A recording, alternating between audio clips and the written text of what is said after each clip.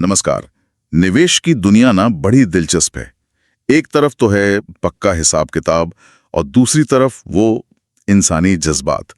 आज हमारे पास कुछ लेख हैं, कुछ नोट्स हैं जो शेयर बाजार की इसी गुत्थी को सुलझाने की कोशिश करते हैं। हाँ। तो आज हम इन्हीं की मदद से ये समझेंगे कि भाई शेयरों का असली मूल्य वो तय कैसे होता है।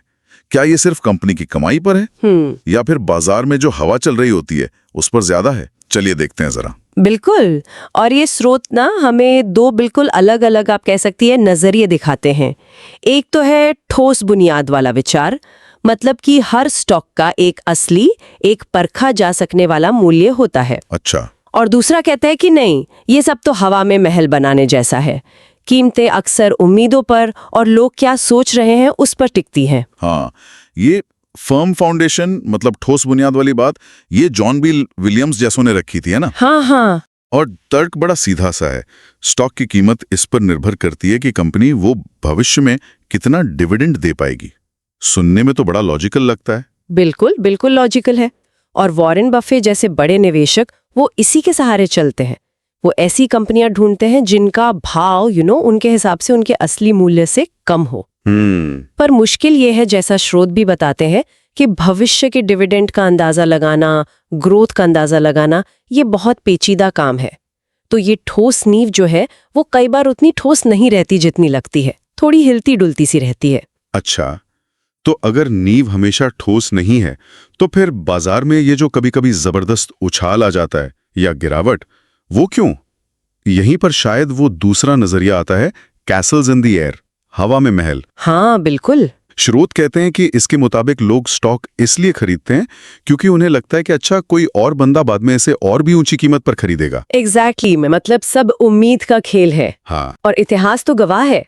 स्रोतों में देखिए 17वीं सदी का वो डच ट्यूलिप वाला किस्सा है ना। हाँ, सुना है। या फिर वो साउथ सी बबल, जिसमें सर आइजैक न्यूटन जैसे वैज्ञानिक ने भी अपना पैसा डुबो दिया था। अरे बाप रे, न्यूटन ने भी। हाँ, और उनका वो मशहूर कोट है ना कि मैं तारों की चाल तो समझ सकता हूँ पर लोगों का पागलपन नहीं। ये दिखाता है कि कैसे भीड़ की जो भावना होती है ना, वो तर्क पर हावी हो सकती है। कमाल है ये सोचना कि न्यूटन भी।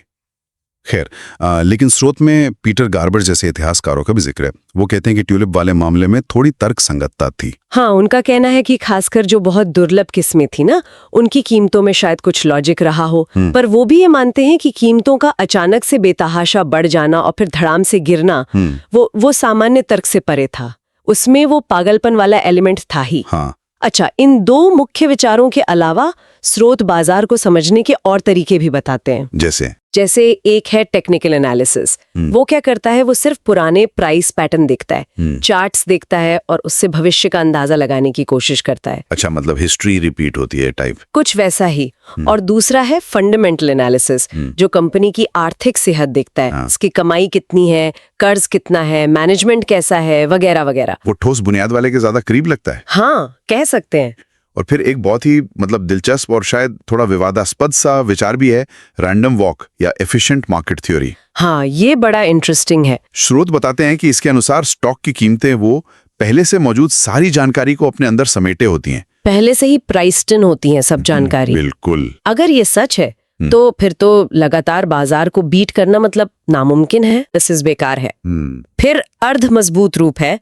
वो कहता है कि जो भी पब्लिक जानकारी है, खबरें, रिपोर्ट्स, वो भी कीमत में शामिल है।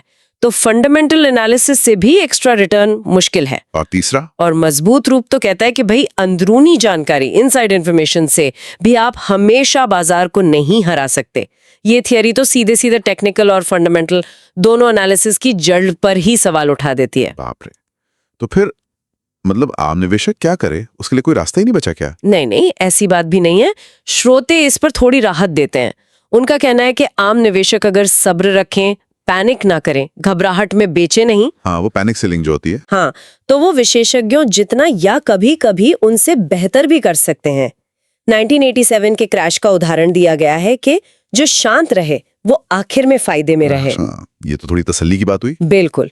आखिर में स्रोत यही इशारा करते हैं कि बाजार न वो तर्क और मनोविज्ञान का एक बड़ा ही जटिल मिश्रण है। कोई एक सिद्धांत शायद पूरी तस्वीर नहीं दिखाता।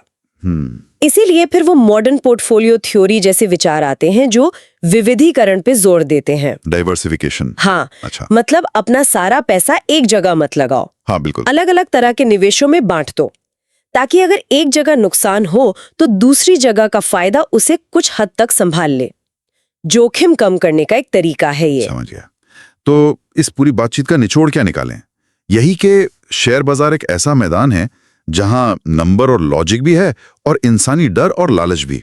दोनों साथ साथ चलते हैं। हाँ बिल्कुल। तर्क संगत गणनाएं और इंसानी भावनाएं, हाँ। ये लगातार एक दूसरे से टकराती रहती हैं वहां। हाँ। और एक सवाल जो स्रोत हमें सोचने पर मजबूर करते हैं वो ये है, आज का जो डिजिटल दौर है, हाँ। जहां इंफॉर्मेशन इतनी तेजी से फैलती है, हाँ, सेकंडों में। हाँ, हाँ। तो ऐसे में क्या हवा में महल बनाना और आसान हो गया है, या फिर आंकड़ों और तर्क पर आधारित वो ठोस बुनियाद वाला विश्लेषण ज्यादा मजबूत हुआ है?